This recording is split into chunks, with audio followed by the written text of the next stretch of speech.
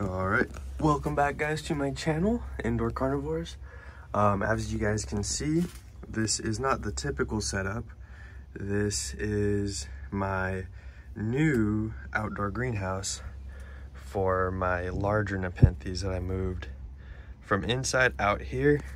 This is a very small greenhouse. It's just temporary. Well, I mean, it will be up for quite some time until I have my own place and have the room to make a bigger greenhouse. This is a nice greenhouse I picked up from Costco. I believe it was on sale for $400 or something like that. And it's nice wood. It's got the polycarbonate panels. It's not gonna go anywhere during the wind. It's got ventilation. It has a vent that pops open when it gets too hot in here.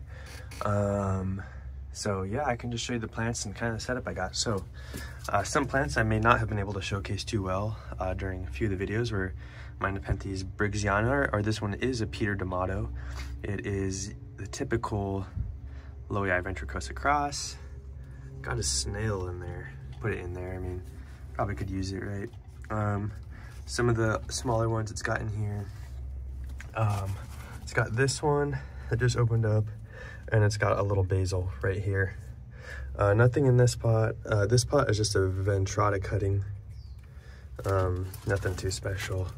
This is Drosera Adelaide I had outside, and it looks like it's molding. I should probably spray that with neem oil. That one died, but it's coming back. This is Nepenthes Gaia. It's doing pretty good. These aren't really special plants. Well, maybe some are, but these ones aren't. And then right down here, just a pot of Ventrata cuttings, because they're Ventrata cuttings. I don't really care for them. This is Trismatiensis, or Rafflesiana cross Trismatiensis, and I don't really have a good picture. It's kind of, I think I over fertilized this one. It's still stiff, but it's gonna have one here, and the next one over is a Lowii Veitchii Tivii cross Platykyla. Any adult pictures on this one. I don't have any true uppers on this one yet. I have more intermediates than lowers. You can kind of see they have a really nice peristome with candy cane striping. When they get bigger, the peristomes are wide and a lot more like showy. So I did chop a vine. I do have cuttings propagating upstairs, but yeah, that's just the mother plant right here, and it seems to be going well. It's got one right here too that just opened up. Next one over is an unknown hybrid from Leilani Nursery. It's Nepenthes Fancy Fish. It's this one right back here. I'll get this tendril out the way. That one right there. I think it has one somewhere else that I'm missing, but yeah. Anyways, oh yeah, that one's right here.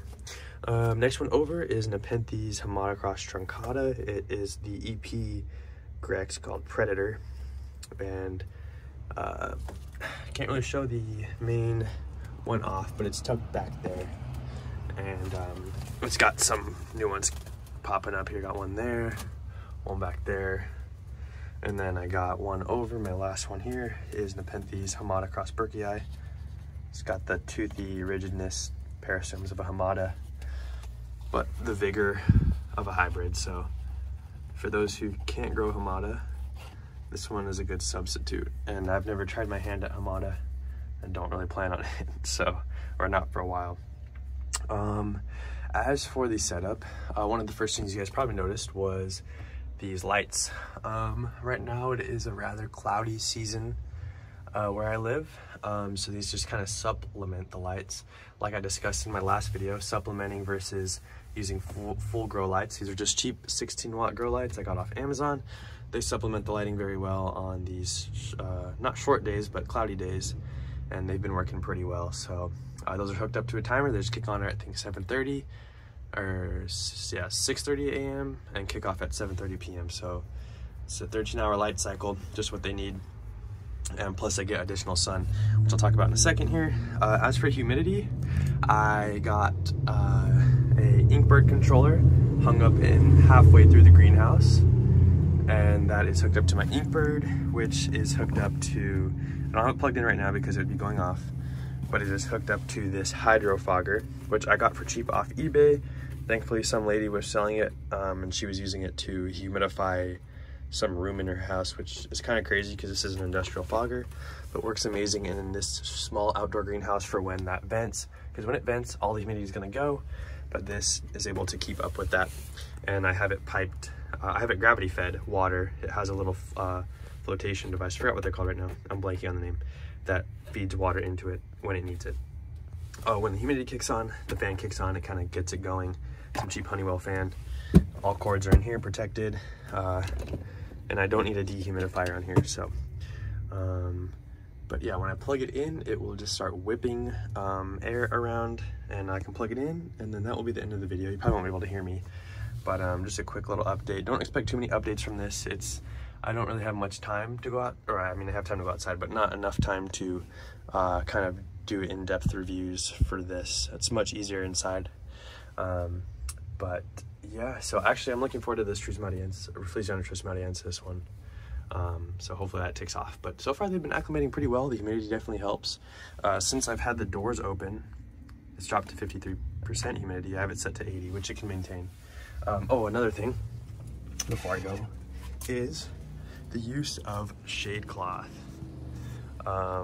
So I use shade cloth to disperse the sunlight on the sunny days, because these guys do not like direct sun, and if this greenhouse gets direct sun, it will cook the plants. I mean, you'll get like 100 and something degrees in here, so shade cloth keeps it down to a nice high of probably 80 degrees on like a 70-degree day, so it helps out a lot. I use 70% shade cloth, and I live in sunny Southern California, so it definitely helps.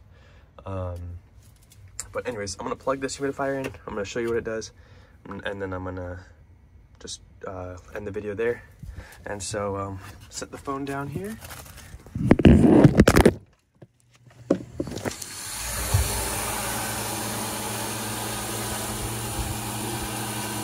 there you guys go. That is the video for this greenhouse.